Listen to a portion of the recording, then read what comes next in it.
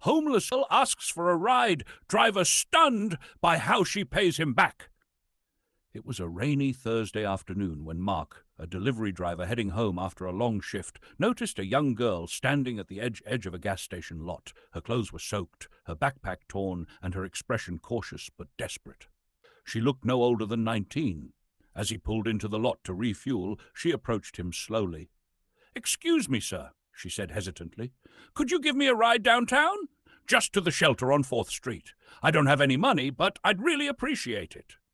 Mark paused. He usually didn't pick up strangers, but something about her vulnerability, her honesty, struck him. Against his better judgment, he nodded. The ride was mostly quiet. Her name was Ellie, and she'd aged out of foster care just months earlier. She'd been trying to stay afloat with part-time work and community college, but a string of bad luck, job loss, rising rent, had forced her onto the streets. When they arrived at the shelter, Ellie hesitated before getting out. Then she turned to Mark.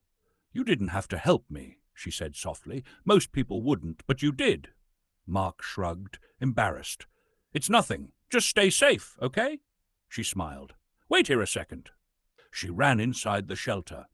Mark figured she was getting a blanket or signing in, but a few minutes later she returned with a worn envelope. "I've been carrying this for a long time," she said, handing it to him. "My mom wrote it before she passed. She told me to give it to someone who showed me real kindness." Confused, Mark opened the envelope once she left.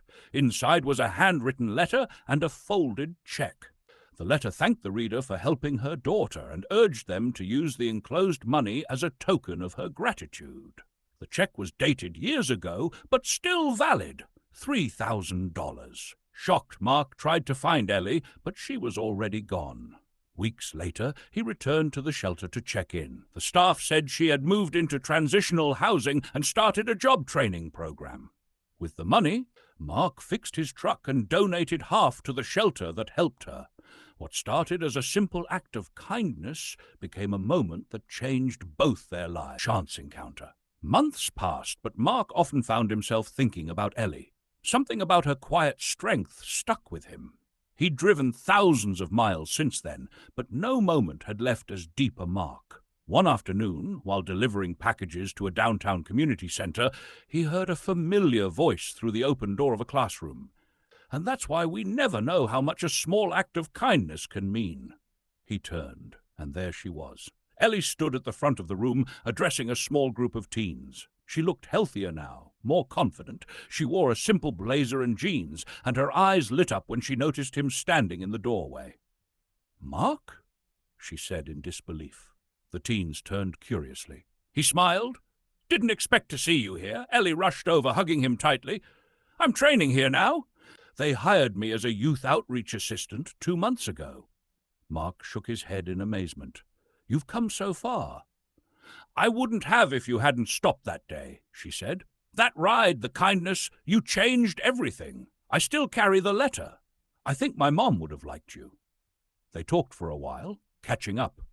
Ellie was planning to apply to social work school in the fall. She invited him to speak to her group about compassion, second chances, and how sometimes helping one person can start a chain reaction of good.